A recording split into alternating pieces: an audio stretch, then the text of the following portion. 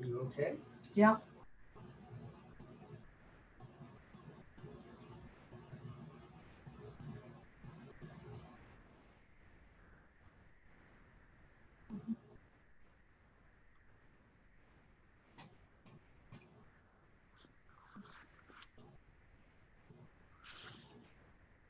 All right.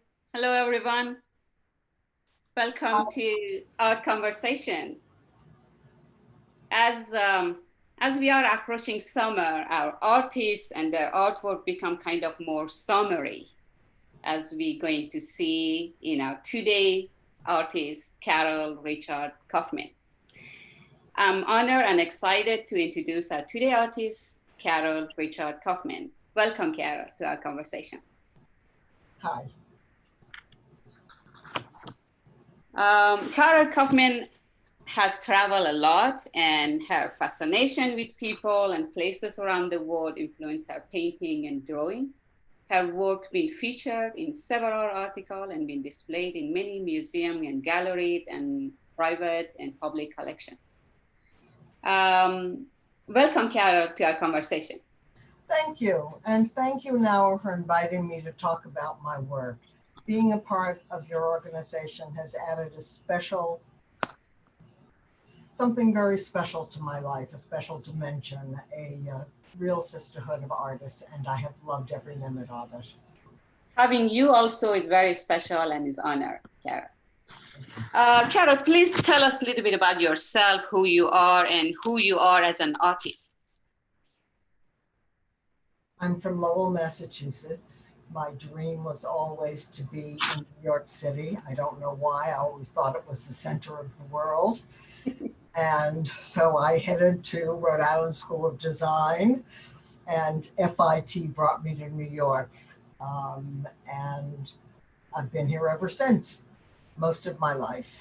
Yeah, I used to teach at RISD actually for a couple of years. It's another world ago. That was in the early mid-50s when I was there. You wouldn't recognize it, and I wouldn't recognize it. Yeah, I wasn't born then, so back then. So how you became an artist, how you became interested in I art? was always interested in art. I started making art as a very little girl, and my teachers in school were always helped me.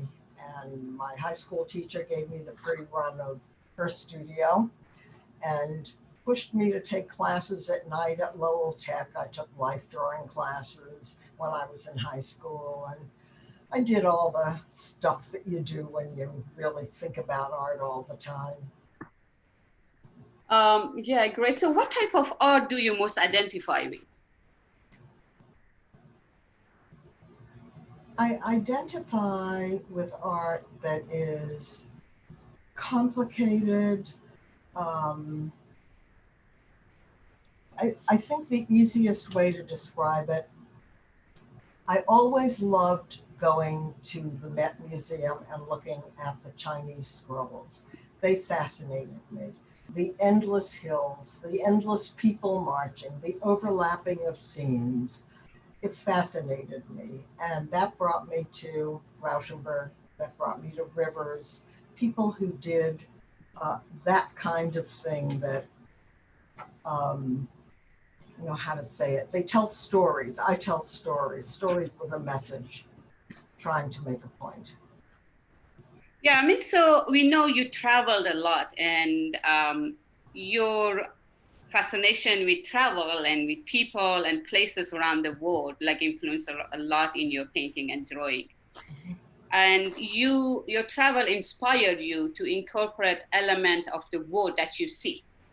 In a review by Eleanor Camley, art critic at large for the Washington Times, she quoted this. She said, "In a life and an artist, one event, one book, one insight, one new angle of vision can provide endless inspiration. For Carole, a trip to China in 1982 led to a revolution in her painting." So please tell us about that travel and revolution in your art. What revolution happened in your work? Well, I was a very traditional painter until then. And we had traveled to probably I've traveled to probably more than 80 countries. And many of them several times, but China was something extraordinary. It was a combination of the exquisite architecture and the beauty of their creations and the terrible political situation. They were still wearing Mao Zedong suits, the faded grays and greens. Only the children wore color. It was a remarkable discovery to me. It was such a controlled society and feeling that we were such a free society. Mm-hmm. The comparisons, I still haven't gotten over it. So, So since 1982, have you been again to China? yes, my first trip 82. My second trip was 1995. I was a delegate to the Fourth World Conference on Women. I traveled with a group from the Women's Caucus. You've got mail. From the Women's Caucus for the Art. And we started out in Shanghai and traveled north for 2 weeks, visiting with other artists, particularly in Hangzhou. And then we were in Beijing for 2 weeks. It was the conference that was lovingly called the Hillary Conference. And we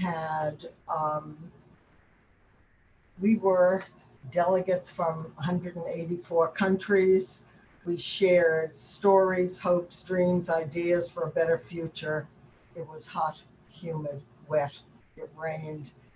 We loved every minute of it. We had tea parties in the mud. I mean, it was just a remarkable experience. Oh, how interesting. So many like-minded women.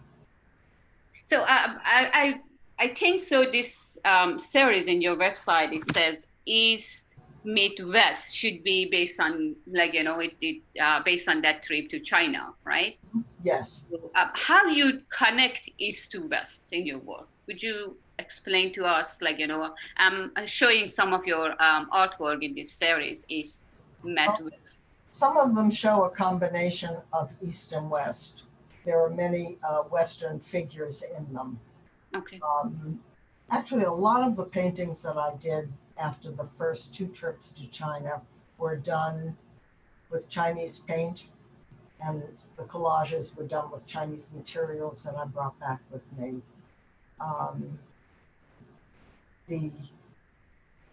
It's the ideas of the East compared to the West that are the foundation for me that I keep thinking about.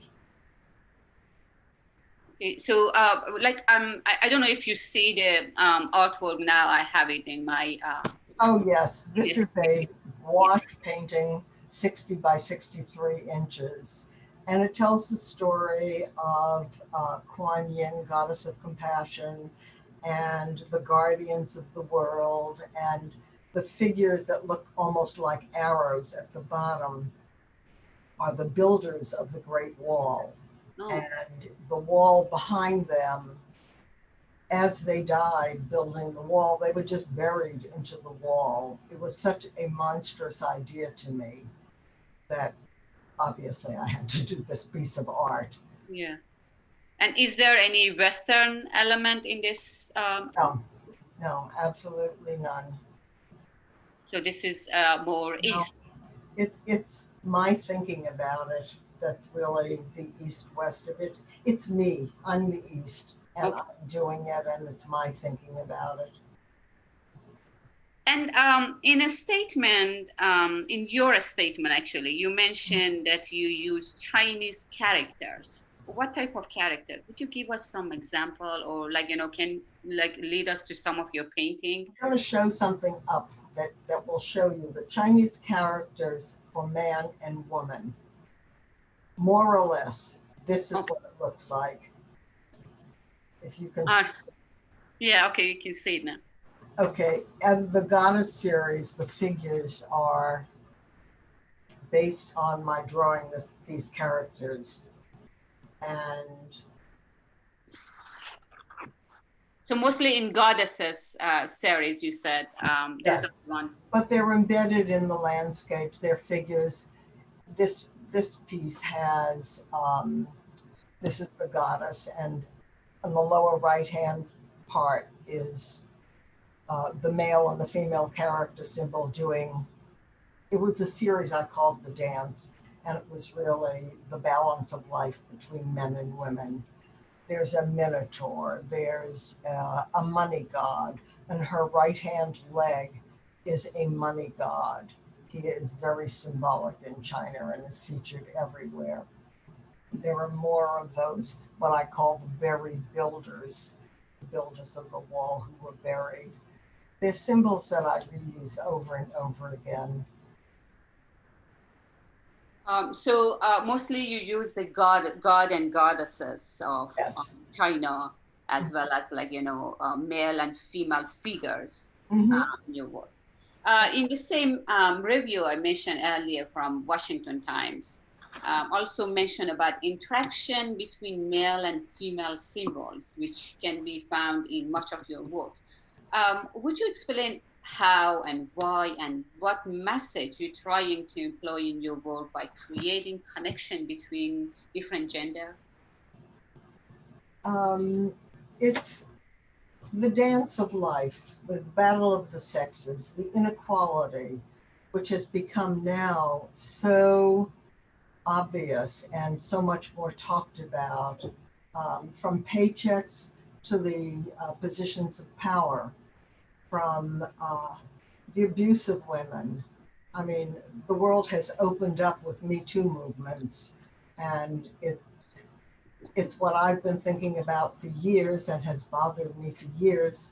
And it's like my expressions are out there now. So These are some of my figures flying free. A lot of my work I call a pencil play because that's what they are. It's a pencil drawing that starts somewhere and just keeps going. this is how the your work starts. You start with the sketching, with pencil, and then you let it flow, and idea comes as you go, right? Absolutely. It takes on a life of its own. And sometimes I'm not quite sure where it comes from. It just happens. So you don't have any idea before, you don't have any plan, you just start something. I sometimes just write a word in a Chinese character Okay. and literally the shape of a word and create a landscape from that and add figures and background and foreground. Okay, is this some of the god and goddesses in like Chinese god and goddesses, or like some of the Chinese These layer and are text? figures. These are in this, there are all figures. These are the female figures dancing through the sky. Okay. Is there a connection between material you choose to use for your work and the subject you're trying to paint? Because I know you paint in different, like, media. Yeah. So I work in oil, gouache, pencil, colored pencil. Lately, I've been working in pen. I do collage. This series in pen, this a goddess of liberty. This is. It just started as a drawing of the Liberty statue, and somehow it kept going and going and going, and I absolutely love doing her. It took me about 3 weeks, but worth every minute. yeah, how big this is? I didn't check the size. I think it's about 29 by 9 19. by 19. I call her Liberty Strong. Okay. So you have also some series that Silk Road. Are those also based on your Chinese, or like, the countries you travel along Silk roads? The, this is one of my favorites.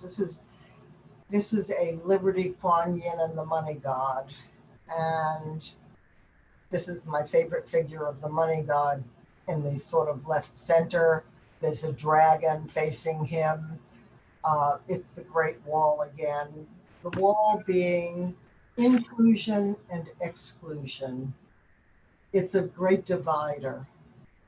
And it's been very pronounced for me in a lot of my work. And there was Kuan Yin is behind Liberty, and Liberty is crying. Um, there are all kinds of animals and figures in it.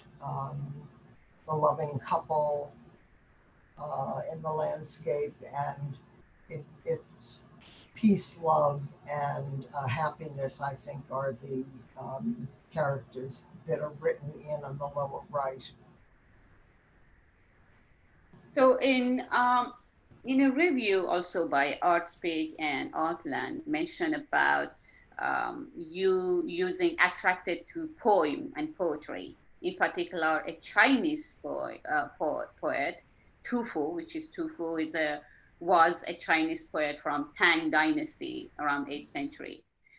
And you have a series I saw in your website named Tu Fu. Could you please explain about this series and the poem you inspired from tofu or like, Chinese poem opera? His poetry. I wrote Chinese characters and created a landscape from them. Some of the paintings are 5 feet by 4 feet. They're all in oil. Some are on paper, some are on canvas. It was a very large series. It just kept going and going and going. I love doing them. Very freeing, mostly done with a palette knife. Why you were attracted to tofu? What is about tofu? I mean, there are a lot of famous poets in China, and tofu is one of his quote. He had one quote that was absolutely marvelous. The world may topple, but the mountains and rivers remain. Remain, yes. And I have to say that with what we're living through, I'm not so sure that many mountains and rivers will remain. And that's on my mind again, thinking about Tu Fu. So because it wrote about nature, that's why was what attracted you most to tofu? Nature and life, which is like most of his poem about. It was about nature and the beauty of nature and the world around him. And he traveled all over China, speaking his poetry and writing his poetry. Carole, did your work changed over the time? I've become more political. I have always occasionally done a drawing, made a poster of it, taken it to protest marches and handed them out, making lots of copies as I go. My work has changed. I don't know, I think I try to be more abstract, but I'm not completely. I never quite leave my figures and my landscapes. Here are collages that are definitely political. I feel like I'm living in a Chinese opera. And this is the opera masks on a beautiful landscape of flowers and a figure from a Chinese opera. Chinese operas being very long and very dramatic. Because you said at the beginning you used to paint more traditional, and then you turned to more abstract. Mm-hmm. So that was the reason I asked how your work changed over the time. I mean, is there something lead you to change your work? Freedom. Did you find your signature and sound, or you're still changing your work? The travels to China absolutely changed my work. They're being so controlled and me feeling so free that I had the whole world, that I could do anything I wanted. Yeah, that's true. So you also have a series called Landscape, I mean, which is, I was really like looking at them, and they are very interesting as well as very complicated This piece, landscape. I couldn't actually figure what type of landscape are this. Would you explain a little bit, like, this abstract landscape and what are they about? it is my fantasy of a Chinese landscape, the endless movement and scale and perspective. This is based very loosely on the Chinese character symbol for man. And as I was drawing it, it was going on and on. It's quite a large piece and great fun to work on. 46 by 34. Yes, it was quite large to work on. Mm-hmm. So it look like all your landscape series are almost the same size or large, and you have very similar characters. Mm-hmm. This is 30 by 22, which is my favorite paper is the 30 by 22 arches. I love it. And there are landscapes and I know there are figures there somewhere. They're hard to find, even for me. Right, very interesting. I mean, I was looking to figure out, like, landscape, like, some element of landscape, but I couldn't really understand your abstract series of landscape, which is when you explain there are some characters, like, some element of, like, human, like, element and symbols. But they're mostly pencil play. It's using a pencil and pushing it to see how far it can go and what it can do, what you can do with just a pencil. It's a wonderful medium, as simple as it could be. And you can correct it, right? Yes. You can correct it. So that's, yes. You can erase and do it and redo it again and again and again. So that's why you make it, like, very easy to use. As well as, like, you can create beautiful artwork with pencil. This is colored pencil.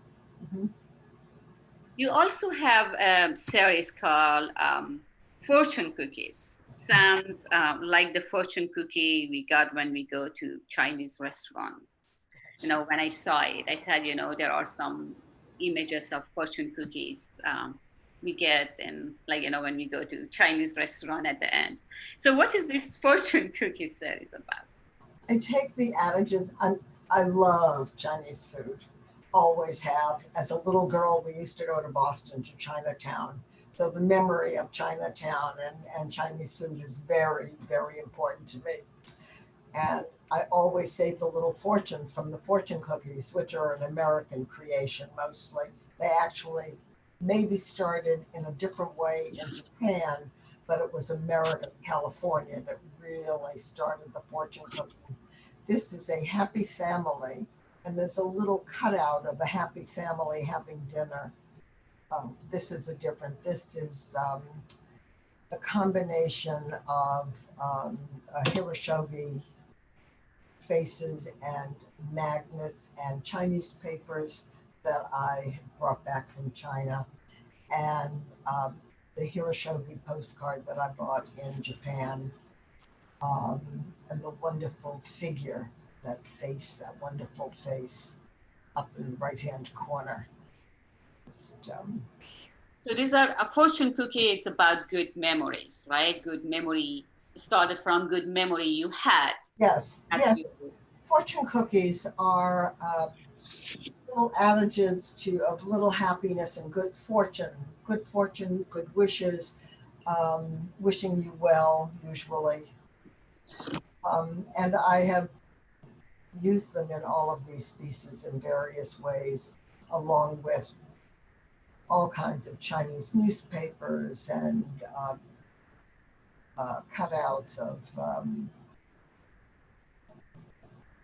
everything, anything I could find that was Chinese.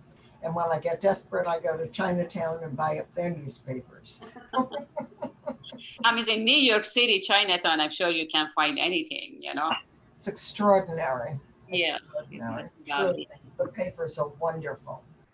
Yeah. Yeah, they are. Yeah. Well, how's people reaction to your work, Carol?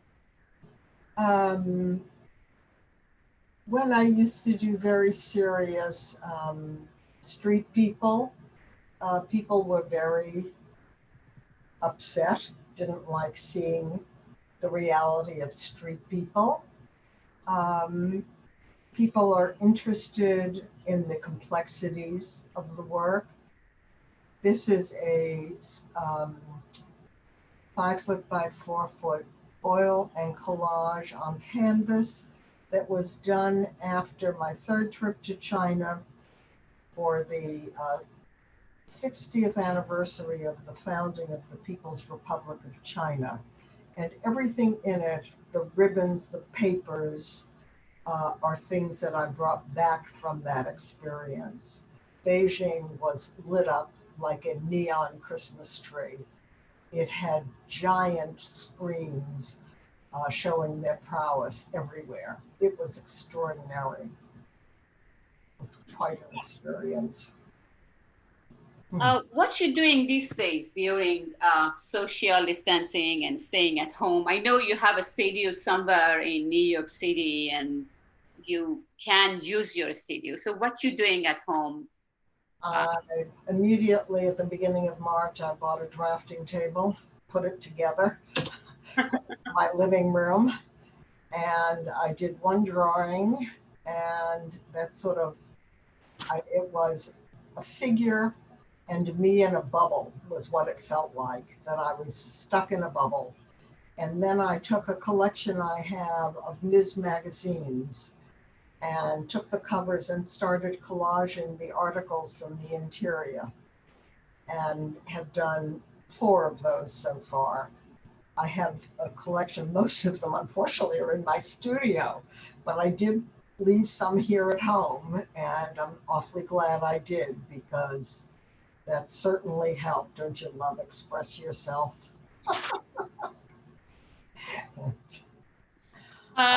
Okay, lastly, do you have any final word for our guest today, Carol? Being able to make art has been a gift to me. And I hope the viewer will share the expressions of my art, which is, I am my art. And I hope they will enjoy it. And I hope the world will turn and change and grow from the terrible experiences we're living through. We all hope so, Carol. Thank you very much for joining us today. Farrin, thank you. This concludes our today conversation with Carol, and you can reach out to Carol through her website here, as you can see it. And if you have any question for us, you can always email us at let me share a screen. You can see the email. Yeah, this is Carol website here. As you can see, if you need to reach out to her, to Carol, you can use her website. There is contact page, and you can send her email. And if you want to reach out to us, you can email us again. And please don't forget to put Art Conversation with Farrin in subject line. I look forward to seeing you next Friday at 3 p.m. for another Art Conversation. Thank you very much, Carol, for joining us. Thank you, Farrin, and thank you, Nawa. I'm very appreciative. Thank you. Thank you so much. Stay safe and strong. Love you all. Bye. Stay safe. Bye. Bye.